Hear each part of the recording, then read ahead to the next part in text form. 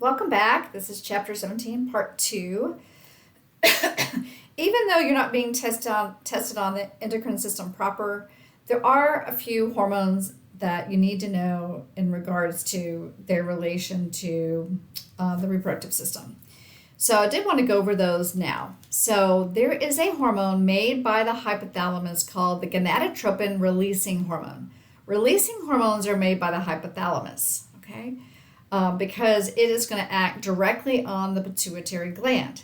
Now, in this particular situation, the gonadotropin releasing hormone is going to act on the anterior pituitary gland, and it's going to tell it to release FSH, or follicle stimulating hormone, and LH, luteinizing hormone. This is the same in males and females. It's just this slide is referring to hormone regulation in males. So this will be reviewed when we come back and talk about this in females. So the follicle stimulating hormone is going to exit the bloodstream from that anterior pituitary gland, and it is going to go to the testes, and it is going to promote the production of sperm. As you might imagine, as a male gets older, 40, 45, 50, 55, 60, that FSH is going to decrease, so the amount of sperm being produced is going to lower. Okay, the second hormone, LH, or luteinizing hormone, is going to stimulate the production of testosterone. So essentially, when LH is received by the testes, those interstitial cells are going to respond to that luteinizing hormone and essentially are going to make androgens or make testosterone, and will have the production of sperm. Okay, so not only have the production of sperm, but also testosterone from luteinizing hormone. Okay. So let's move on. This is a cute little figure of what I was just teaching you. Okay. So testosterone is the main sex hormone in males and promotes the development and functioning of sex organs, and it brings about what we refer to as the male secondary sex characteristics. So these are general secondary sex characteristics. Males are generally taller, broader shoulders, longer legs relative to their trunks, deeper voices due to the larger larynx and longer vocal cords, hair growth on the face, chest, and other regions. Also may have some receding hairline, male pattern baldness, and greater muscular development. All right, so now let's jump over to the female reproductive system. So some of this you've heard about because I've already been introducing the whole idea of fertilization and conception. So the ovaries are going to be the site, of course, of egg production, and there's two hormones that are made by the ovaries, estrogen and progesterone. In males, the testis made, of course, testosterone.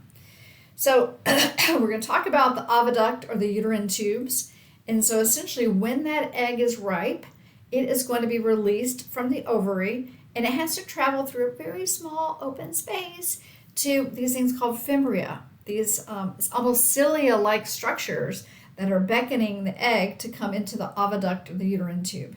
So what's going to happen is that egg is going to travel along the uterine tube. If fertilization occurs, it happens pretty early in the entry of the egg into the uterine tube. Okay. The uterine tubes open up into the uterus itself. So that uterus essentially is going to act as the vessel or act as the house for the development of the fetus. And in preparation for that, hormones are going to dictate the building up of the uterine lining during every uterine cycle. So this lining is building up and breaking down and building up and breaking down. And if there happens to be a fertilized egg that implants into the uterine lining, a series of events that occurs, yes, involving hormones, that's going to tell the normal hormones, estrogen and progesterone, to take a pause. Okay, even the FSH and the LH have to take a pause because there is now a developing embryo. Okay, we also mentioned the vagina serves as both a site of sexual stimulation, intercourse, serves as a birth canal, and as an exit for the breakdown of that uterine lining during menstruation. All right, so we take a look at the anatomy of the female reproductive system. So again, here we have the ovary. So there's a right and left ovary. So here's a right, here's a left. Inside that ovary, there's a number of things going on, just like there was in each testis, to ensure that eggs are being made through meiosis. Now we see these little fingery-like projections, or almost like cilia. That is going to ensure that the egg is moving in the right direction, and that right direction is into the oviduct or the uterine tube. So we'd have a right and left oviduct, and essentially that will open up into the uterus. The uterus then is going to intersect with the vagina here at what we call the cervix. And the cervix has its role essentially to stay hard and a little bit further down in the vagina. I mean, still far up, but when a female is not in her ovulation stage. And then during ovulation, hormones are actually going to change this cervix to be softer, and it's going to move further up and be open. So the cervix then is going to open into the vagina. So if we're back over here, here's the uterus. Looks like it's a very well developed series of muscles that opens into the cervix. And then now we have the vagina. Okay, so don't know if there's much new here. In the previous lecture, I mentioned that the reason why the semen was slightly basic was because the vagina itself is slightly acidic. So there are resident bacteria in the vagina that is making it slightly acidic. So this is good because it's going to prevent the growth of bad bacteria.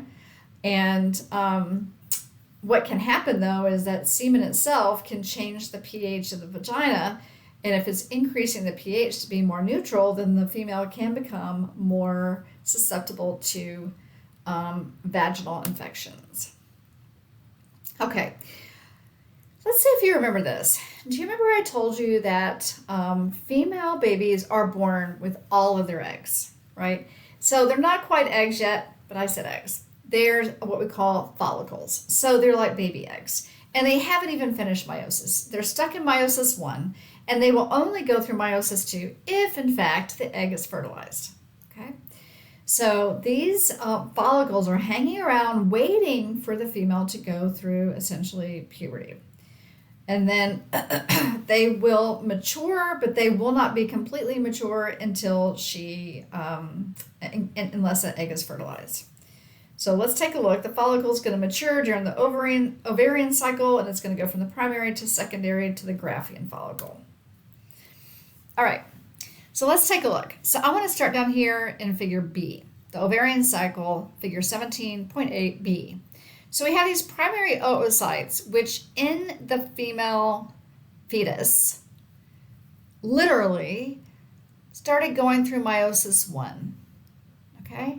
Got stuck here, and then so they're just hanging around. So here's our secondary oocytes. So when they're talking about primary follicles, these are essentially these cells that are stuck in meiosis 1. They're not even, secondary follicles yet. So this is a little misleading because they're trying to show you all this in this figure. But it turns out that when a female releases the egg or the oocyte, then sperm enters and meiosis 2 goes to completion. So it's a little bit misleading because it's not truly the egg until after it's being fertilized. So this structure that is going to give rise to or release that secondary oocyte, which is going to be the egg, is called the Graafian follicle. So if you see that again, that's what's going on with that. When the egg releases during ovulation, essentially what's left behind is these layers here of the Graafian follicle, so it becomes what we call the corpus luteum. The corpus luteum is actually going to make some hormones that are going to prevent the female from starting her period for just long enough time that if sperm is available within the first 24 hours or so after the egg is released, that maybe that it will be fertilized and implant in time before she sheds that lining or the end of her uterine cycle. If you'd like to read this, you can. You might remember I said that one of those primary oocytes is going to, when it finishes meiosis 1, it makes a polar body. And then essentially it's going to, so in meiosis 2, there's just one cell that can be the egg, and there's going to be a total of 3 polar bodies. All right.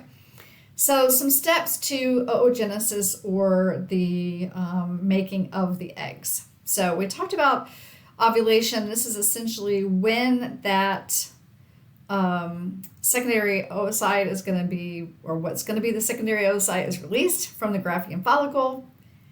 We leave behind the corpus luteum. We talked about that. So the primary follicle produces estrogen. Secondary follicle produces estrogen and some progesterone. And then the corpus luteum, its big one is progesterone, because it wants to keep the hormones high so the uterine lining stays in place. So this is going to look familiar. We have gonadotropin-releasing hormone produced by the hypothalamus. It corresponds and acts on the anterior pituitary gland, which makes a lot of different hormones. So this is just 2 of them, and we also saw it in the production of sperm by the male. But essentially, we're going to have the releasing of luteinizing hormone that is going to act on the ovaries and tell them, essentially, luteinizing hormone is responsible for ovulation. And follicle stimulating hormone is going to say, hey, stimulate follicles. So that at the beginning of a woman's ovarian cycle, there's always some eggs that are like starting to get ready for the main event. This top figure, hormone levels, ovarian events, along the days of what we would call the ovarian cycle, down below, hormone levels and the endometrial lining over those same days of the cycle, so you can see what's going on. Luteinizing hormone, when it increases rapidly, is really triggering the eruption of that secondary oocyte from the Graafian follicle. So you can see that there. Follicle stimulating hormone, see how it was high early on, kind of decreases. It's secondarily involved in ovulation, but what it's doing here is stimulating follicles to start developing. Usually there'll be mini follicles, maybe 2, 3, 4, from either the right or left ovary that are developing in any given cycle. So not all of these are going to be released. Usually it's just one. So if we take a look at this ovarian cycle and look at it kind of on top of or in relation to the uterine cycle, we see, okay, the very beginning, day 0, that would be the onslaught of her menstruation for that month. So essentially, hormones had been dropping the days prior. So estrogen and more importantly, progesterone drops, and this is going to signal essentially the loss of that uterine lining because there was not an embryo implanting. So then we see that estrogen is increasing first, so it's essentially triggering the laying down of the uterine lining. We also know that it's going to be secondarily involved in the egg production. Progesterone is going to hang around and wait, stay kind of low in concentration until after ovulation. And progesterone is going to increase rapidly, and essentially it's going to signal the end of ovulation and really for the preparation of the uterine lining in case there is an implantation event.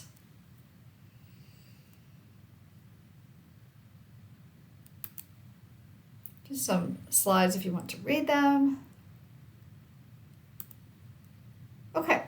I have a few, about 30 seconds left. So estrogen, progesterone. So we know that in females, this is responsible for the secondary sex characteristics we think about with females. Axillary hairs, pubic hair, greater fat accumulation under the skin, and particularly in the belly.